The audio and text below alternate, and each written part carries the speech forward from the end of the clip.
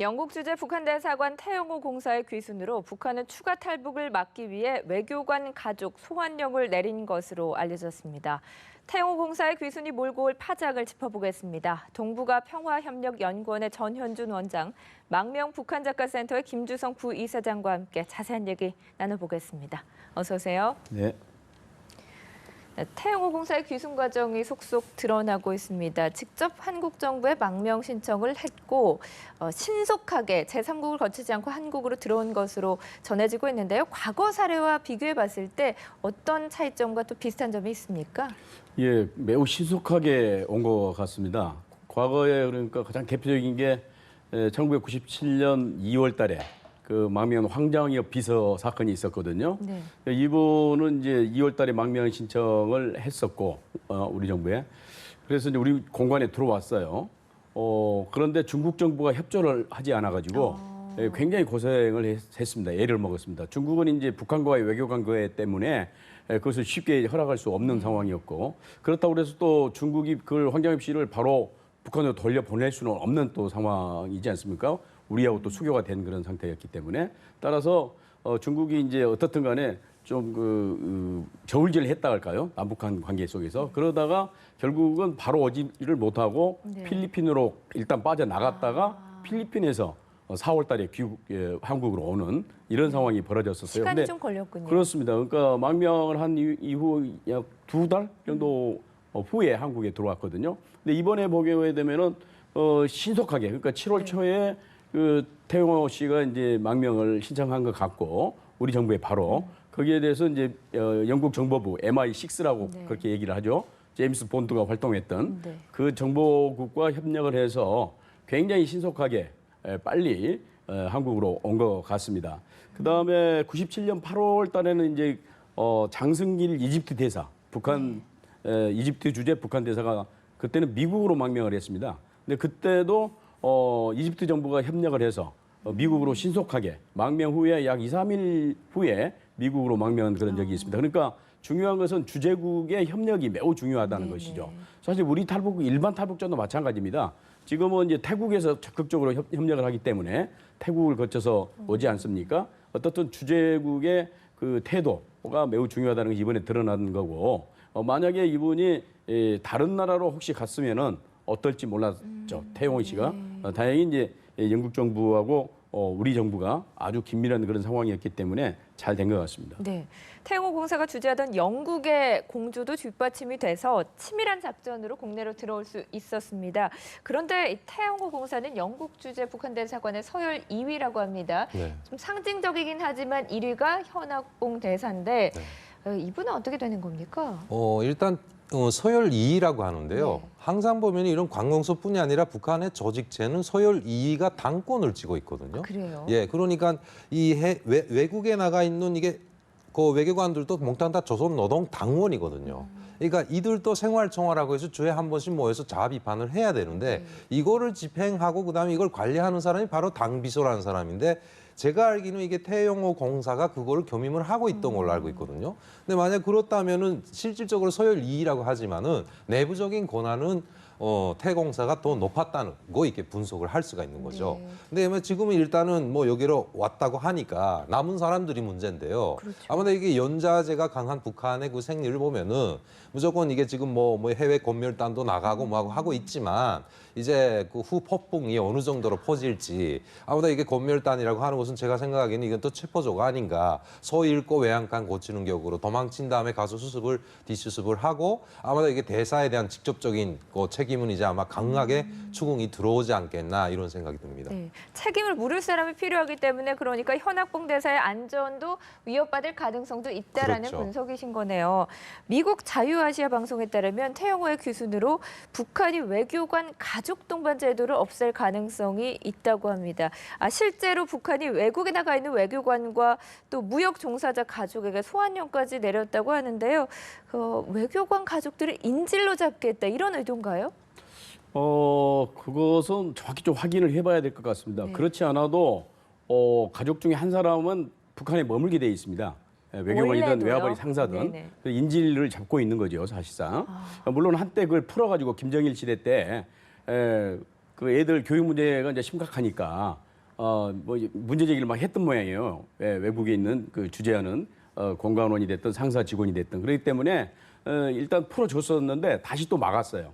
그건 이제 인질이 필요했던 거죠. 근데 전 가족을 그러니까 그 주재하는 대사가 됐든 공사가 됐든 또는 웨어버리의 뭐 사장이 됐든 거기에 직원이 됐든 그 사람만 해외에 남겨두고 나머지 부인이라든가 자식을 몽땅 다 소환을 해서 그렇게까지는 좀 어렵지 않을까. 다만 지금 나온 보도는 어차피 이제 큰 사건이 벌어진 거 아니겠습니까? 네. 그렇기 때문에 공관장을 소집할 수는 있다고 봅니다. 그러니까 해외에 있는 공관장들을 소집을 해서 이에 대해서 재발 방지를 이제 대책을 세운다든가 또는 이제 거기에 대해 물론 이제 문책도 할 필요가 있을지도 모르죠. 뭐 그런 지금 일환이 아닌가 싶지. 가족 전체를 만약 소환해 버린다고 한다면 그건 굉장히 말 그대로 그건 죽으란 얘기인데 혼자 그거 어떻게 삽니까? 그래서 좀 두고 봐야 알겠습니다만 어떻든 간에 북한 입장에서는 이걸 굉장히 중대한 사태로 인식을 하고 단속을 강화할 뿐만 아니라 또 거기에 대해서 책벌을 할 것은 뭐 불을 보듯 뻔하다 그렇게 생각을 합니다. 그러니까 가족 소환령 부분은 좀 더 확인해 볼 필요가 있는 정보라는 말씀이신 그럴 거죠? 것 같습니다. 부인 네. 자식은 모르겠습니다만은 부인까지 소환을 한다고 하면은 그 사람도 사람인데 네. 그렇지 않습니까? 거기서 근무를 하고 같이 밥도 먹고 활동을 해야 되는데 그런 것들은 좀 어렵지 않을까. 우리 김 선생님은 또 어떻게 생각하는지 거기 좀 모르겠습니다. 보완을 하고 싶은 건 뭐냐면 네. 가족 소환이 왜 이거가 좀 타당하지 못하다고 하냐면은 네. 일단은 북한이 이게 외교권에서 활동을 하는 것도 정상적인 외교 사업을 해야 되지 않습니까? 그러다 보면은 뭐 대사뿐이 아니라 참사나 공사나 외교관, 대사관에서 근무를 하는 사람들은 그 나라의 그 다른 외교관들하고도 이렇게 뭔가 이게 파티 같은 것도 많이 네. 하거든요. 근데 와이프를 대동을 안 하고 간다는 거는 또 북한에 대한 국가적인 이미지에도 연관이 되기 때문에 물론 애들은 하나는 무조건 인질로 잡지만 네. 정말 그 와이프까지 그렇게 가족까지는 데려가지 않지 않겠나 이런 생각이 들거든요. 네. 이미 뭐 자녀들은 한 명을 북한의 본국에 놔둬야 하는 그렇죠. 제도가 있었군요. 이런 네. 부분은 좀 더 취재를 해볼 필요가 있을 것 같습니다. 이사님, 그 태영호 공사 부부가 출신 성분이 상당히 좋은 것으로 알려졌습니다. 네. 소위 말하는 금수저라고 얘기가 나왔었는데 북한에 있는 이들 부부의 친인척들, 뭐 연좌제가 적용된다면 숙청될 가능성도 있는 겁니까? 아니면은 뭐 출신 성분이 너무 좋기 때문에 조심스럽게 접근을 할까요? 네, 뭐 지금 일부 언론에서 보니까 이게 와이프 아내가 되는 사람이 어혜선인지 하는 사람이 지금 그 김일성과 함께 그 투쟁을 했다는 항의를 했다는 어백령이라고 하는 고물이 있거든요. 예, 그 빨치산의 딸이다. 뭐 이런 소리도 나와 있는데 만약 그 급이면은 그 태공사의 아내는 채룡이하고 같은 빨치산 2세거든요. 그런 경우라면 만약에 이게 왔는데 아마도 이게 숙청을 북한이 대놓고 이렇게 할까 한동안 관망을 하지 않겠냐 이런 생각이 들고요. 근데 만약 그렇지 않다고 하면은 당연히 이게 뭐 가족 친척들이 얼마나 남아 있는지 모르겠지만 뭐 정치범 수용소에 보낸다보다는 뭐 농촌이나 그런 곳에 추방을 보내거나 일단 뭔가 처리는 해야 될 걸로. 예, 그렇게 분석은 되는데 그 수위가 어느 정도라는 건 정확히 알 수가 없는 거죠. 네. 아직도. 일각에서는 본보기 차원에서 더 강하게 처벌할 것이다라는 의견도 있던데요. 그렇죠. 근데 그 본보기가 아마도 가족이 아니라 애매한 가족이 아니라 그와 연관된 이번 이게 영국 대사관이라면 대사관과 연관된 외교부의 고문을 누굴 하나 네. 친다든가 예, 이런 식으로 나오지 않겠냐는 분석입니다. 그러니까 이제 역사적으로 보게 되면 이제 김정은 시대는 조금 달라졌을지 모르겠습니다. 김정일 시대는 직접적인 관련이 없으면 처벌하지 않았습니다. 예를 들면 지금 여기 와 있는 현성일 박사라는 분이 있어요. 뭐 기관에 있는 분인데 그분의 삼촌이 현철애예요. 현철애. 현철애 이분은 인민군 원수까지 네. 올라간 사람이거든요. 그 김정일의 최측근이었어요. 그러니까 현성일이가 여기 망명에 왔었지만 그 부인과 함께 왔었지만 현철애에 대해서는 그렇게 손대지 않았습니다. 그러니까 직접적으로 망명과 관련해서 어떤 영향을 행사했던가 내통을 했다든가 그런 것들이 이제 조사에서 밝혀지면은 친인척들이 몽땅 잡혀가고 그러겠지만은 그렇게까지는 하지 않는 걸로 저는 알고 있습니다. 네. 북한은 아직까지 무반응으로 일관을 하고 있습니다. 이런 가운데 북한 소재의 조미평화센터 김명철 소장이 태영호의 귀순이 북한을 붕괴시키려는 책략이었다 이렇게 주장을 했습니다. 여기에 북한의 의중도 담겨 있다고 보십니까? 근데 이 김명철이라는 사람이 이제 제일 동포죠. 네. 우리 김 선생도 혹시 아실지 모르겠습니다만은 이제 일본에 있으면서 북한 편을 드는 그런 사람입니다. 그러니까 상당히 또 황당한 사람이에요. 이미 90년대 초반부터 북한은 100여 개의 핵무기를 가지고 있고 미국을 완전히 초토화시킬 수 있는 그런 무기를 가지고 있다. 이제 이렇게 그 얘기를 하니까 네. 미국에 있는 우익들은 굉장히 좋아하죠. 봐라, 북한이 저런 엄청난 무기를 갖고 있다는데 우리가 가만히 있으면 되겠느냐. 거기에 대응을 해야 된다. 이렇게 됐거든요. 이런 좀 황당한 사람인데 어떻든 이 사람이 쓴 그 김정일의 통일 전략이라는 책이 1998년에 이제 출간이 됐습니다. 네. 여기 보게 되면은 북한을 이제 고슴도치라고 얘기도 하고 그다음에 이제 전갈, 고슴도치에서 전갈로 또 변했다. 네. 고슴도치는 이렇게 수세적이잖아요. 딱 몸을 웅크리고 있다가 공격하는 건데 전갈은 그렇지 않다는 겁니다. 전갈은 다니면서 독을 뿜어가지고 상대를 이제 제압한다는 그런 의미에서 북한이 고슴도치에서 전갈로 변해서 미국을 일테면은 초토화시킬 거다. 만약 네. 전쟁이 나면 그런 식으로 얘기한 사람인데 별로 신빙성이 좀 없어요. 그래서 좀 뻥이 세고. 그래서 이번에 한 그런 얘기도 북한과 어떤 그 교섭이랄까 내통이 있어가지고 한 얘기 같지는 않습니다. 네. 제가 볼 때는. 그러나 자기가 판단했을 때 이게 공작 아니냐 또 소위 남한의 공작에 의해서 넘어간 거 아니냐, 뭐 네. 뇌물을 줬지 않느냐, 뭐 그런 식으로 얘기를 한 건데 저는 뭐 별 그 신빙성이 없다고 봅니다.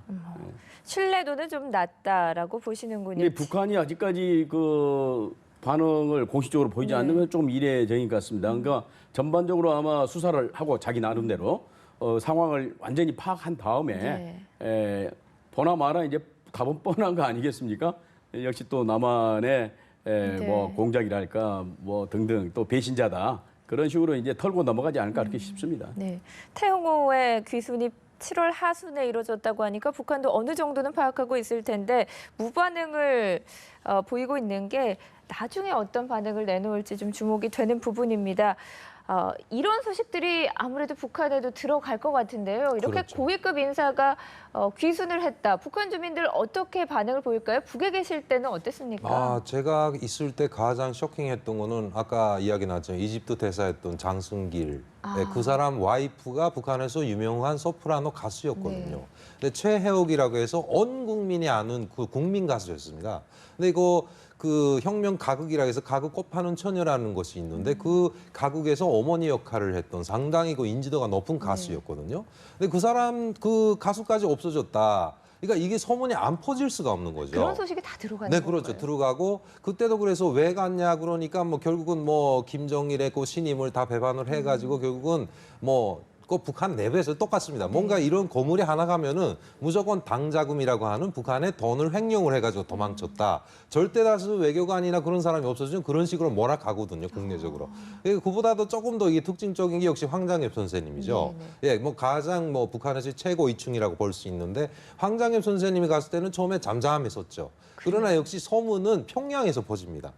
고위층속에서 퍼지다 보니까 이게 일반 주민들한테 못 가게 관제를 하다가 어느 순간에 갑자기 김정일이가 비겁한 놈은 가려면 가라. 우리는 막지 않는다. 이런 식으로 해서 욕으로 욕공 공세를 해가지고요. 주민들한테 김정일의 대범함과 뭐 그런 뭔가 뭐죠? 그런 인품을 이렇게 과시하는 이런 식으로 이렇게 저 선전을 하고 있는 그런 거죠. 이번에도 아마 보면은 이게 소문이 어느 정도 이렇게 확산이 될 링박쯤 해서 김정은이가 또 뭔가 또 한마디 하면서 주민들에게 주는 영향을 결국은 이렇게 자기의 뭔가 그 위상을 높이는 쪽으로 몰아가지 않겠나 이런 생각이 듭니다.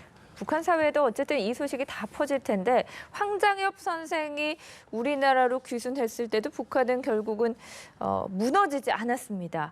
귀순한 고위급들이 우리 정부에 어떤 역할을 했고 또 지속적으로 북한의 고위급들이 우리나라로 넘어온다면 이거는 김정은 체제에 어떤 영향을 미칠까요? 그러니까 이제 세계사적 변화라든가 북한의 정권 개최기에 이런 사태들이 있어요. 쭉 보면은 90년대 초반에는 사회주의권이 붕괴되면서 고영환 씨라든가 여기도 출연 가끔 하신 걸로 알고 있습니다만은 고영환 씨라든가 이런 이제 조명철 씨 등등이 넘어왔습니다. 그 이후에 97년은 이때 이제 김정일이가 본격적으로 김일성 사망 이후에 권력을 장악해서 다스릴 때거든요. 그래서 성군 정치를 할 때인데 거기에 대해서 상당히 이제 황장엽 씨는 좀 불만이 있었던 것 같고 그래서 넘어온 거 아니겠습니까? 지금도 마찬가지로 김정일 죽고 김정은 체제가 등장하면서 많은 사람이 숙청당하고 뭐 그런 과정 속에서 염증을 느끼고 또 넘어오는 이제 그런 상황이거든요.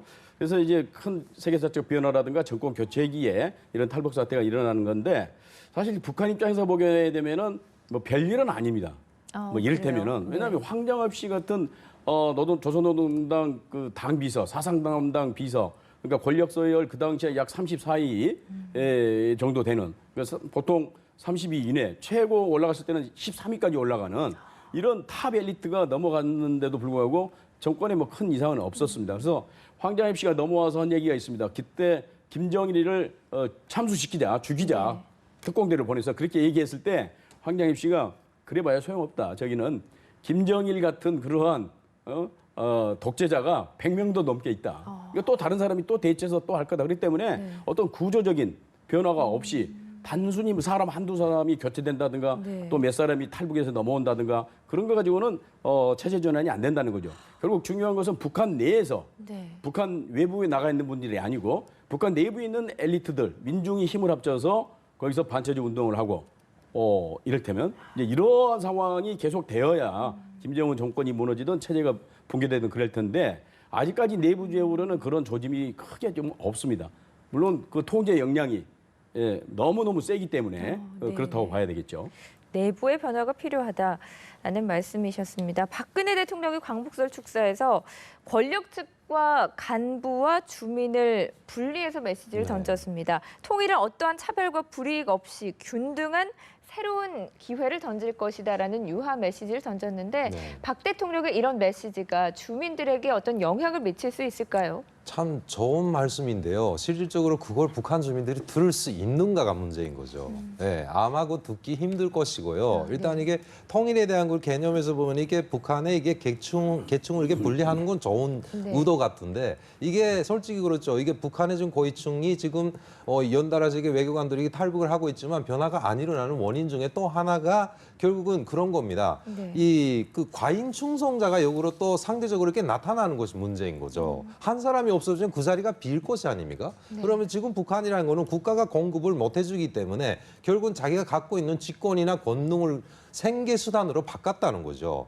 예, 그런 상황이기 때문에 일단은 그게 박근혜 대통령의 메시지가 그게 전달이 제대로 안 될 것 같고요. 설사 그다음에 그 고위층이나 기득권들은 그 이야기를 들었다고 해서 그걸 기뚱으로 흘러보내지 참 좋은 말씀이다 하는 사람은 단 한 명도 없다는 거죠. 그렇군요. 북한 내부는 어쩔지 모르겠지만 일단 올 상반기에만 국내로 입국한 북한 외교관 수가 10명에 육박한다고 합니다. 김정은이 엘리트층의 이탈에 분노해서 어떤 행보를 보일지도 궁금한데요. 밖으로 시선을 돌리게 도발을 감행하는 건 아닌지 우려도 되거든요. 그러니까 외부에 나가면 일단 충격을 받습니다. 김 선생님이 이제 직접 당사자니까 그러겠습니다만은 자기들이 생활했고 배워왔던 것과 밖에 나가서 본 것과 너무너무 다르거든요. 그것이 외교관이 됐든 외화벌이 상사 직원이 됐든 가족이 됐든 그런 충격은 있는 거고 그런 가운데 이제 과중한 업무를 줌에 따라서 사실 구조적으로 업무를 달성할 수가 없습니다. 이 제재 국면 속에서 누가 됐든 간에 그렇잖아요. 그렇다면 책임이 있는 거고 그 책임에 대해서 불안을 느끼는 거고 그러다 보니까 이제 탈북을 하고 그런 거 아니겠습니까?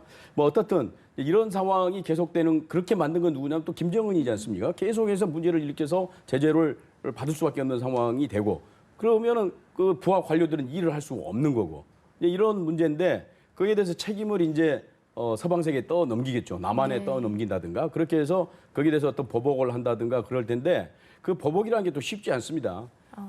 특히 이제 97년 2월 달에 황정엽 씨 망명 사건 이후에 북한도 보복을 좀 하려고 그랬답니다. 정확한 정보는 아닙니다만은 김영삼 대통령의 친인척이라든가 고위 관료들을 납치할까 또는 정식으로 초청을 해서 북한에 오면 그걸 억류를 할까 이런 여러 가지 구상을 했다고 그러는데 그런 것들이 쉽지는 않거든요. 물론 이분이 이번에 그 태영호 부대사가 고위급이긴 합니다만은 죄송합니다만은 그런 분이 왔다 그래서 김정은이가 그거 가지고 남한을 공격을 한다든가 어떤 테러를 한다든가 그렇게는 쉽지 않죠. 왜냐하면 그 후과가 또 너무 크기 때문에 그렇게는 하죠. 속으로는 꿍꿍 알겠죠. 분통이 터지고 그러겠습니다만은 그런 것들을 구체적으로 액션으로 나타낸다고 하는 것은 쉽지 않을 것이다. 그렇게 생각합니다. 네, 자, 두 분 말씀 여기서 정리하겠습니다. 오늘 고맙습니다.